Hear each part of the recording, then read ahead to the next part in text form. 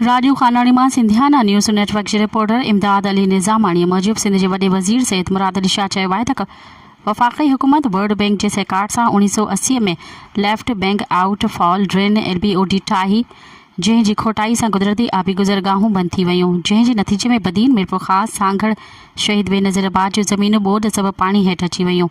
आऊं वज़ीर आपाशी जाम ख़ान शुरू ऐं सदस्य टीम खे मुबारकबाद ॾियां थो, जंहिं न रुॻो तमामु घटि वक़्त में बहितरीन मनसूबाबंदी कई पर LBOD खे नुक़साननि जो बि हल कढियो, छो त डिसंबर 2022 ताईं हिते पाणी बीठल हुयो ऐं अॼु असां LBOD जे अहम रेगुलेटर जो इफ़्तिताह करे रहिया आहियूं।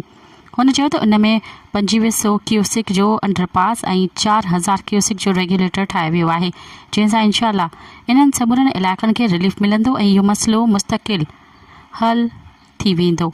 जल्द लाॻापियल समूरा मनसूबा ईंदड़ साल ताईं मुकमल कया वेंदा। अहिड़नि ख़्याल जो इज़हार हुन अॼु LBOD स्पाइनल ड्रेन बदीन जे मेन रेगुलेटर जे इफ़्तिताह जे मौक़े ते मुनक़िद कयल तक़रीब खे ख़िताब कंदे कयो।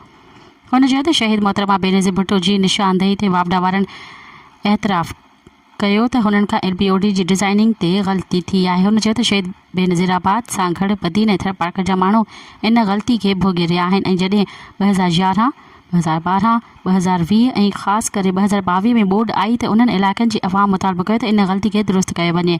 हुन चयो त हिते पाणी जो वॾो मसइलो आहे छाकाणि त बदीन टेल ते आहे। हुन चयो त बदीन में समुंड भरिसां नंढो डेम बि ठाहींदासीं त जीअं हिते जूं ज़मीनूं आबाद थी सघनि। पाकिस्तान पीपुल्स पार्टी 5 सालनि में बदीन ज़िले में 5 खां 6 अरब रुपयनि जा नवां रोड ठाहिया आहिनि। हुन चयो त 2022 में आयल ॿोॾ सबबि माण्हुनि जा घर ॿुॾी विया हुआ। चेयरमैन बिलावल भुट्टो ज़रदारी चयो त असां उन्हनि माण्हुनि खे नवां घर ठाहे ॾींदासीं। अहिड़ियूं ॿोॾूं अॻु बि ईंदियूं हुयूं पर कंहिं बि हुकूमत कॾहिं बि माण्हुनि खे घर ठाहे न ॾिना हुआ। इन हिदायत खां पोइ असां गॾु वेही उन जे हल लाइ सोचियो ऐं वर्ल्ड बैंक सां ॻाल्हायो ऐं अल्लाह जो शुक्र आहे त जो दुनिया जो सभ खां वॾो घरनि जो मनसूबो 21 लख घर ठाहिया पिया वञनि। इहो प्रोजेक्ट 3 सालनि में मुकमल कंदासीं, जेको दुनिया जे 150 खां वधीक नंढनि मुल्कनि जी आबादी खां वधीक ई घर ठाहियूं पिया। असां हेसि ताईं 1,60,000 घर मुकमल कया आहिनि ऐं बदीन में 1,12,000 घर ठहंदा, जंहिं मां 37,000 घरनि जो तामीराती कमु हले पियो। जॾहिं त 2500 घर मुकमल थी चुका आहिनि ऐं इनशाअल्लाह असां पंहिंजा समूरा वाइदा पूरा कंदासीं। हुन चयो त असां रोज़गार जा मौक़ा ॾियणु शुरू करे छॾिया हुआ पर मकानी चूंडनि सबबि बंदिश वधी वई, जंहिं खां पोइ असां ॿीहर नौकरियूं ॾियणु शुरू कयूं पर हिकु सियासी पार्टी जंहिंखे सिंध जी आवाम जी तरक़ी पसंदि न आहे उन्हनि नौकरियुनि ख़िलाफ़ु अदालत में वञी ऐं तारीख़ वठंदी रही ऐं असां मेरिट जी बुनियाद ते नौकरियूं ॾियण जो कमु शुरू कयो आहे।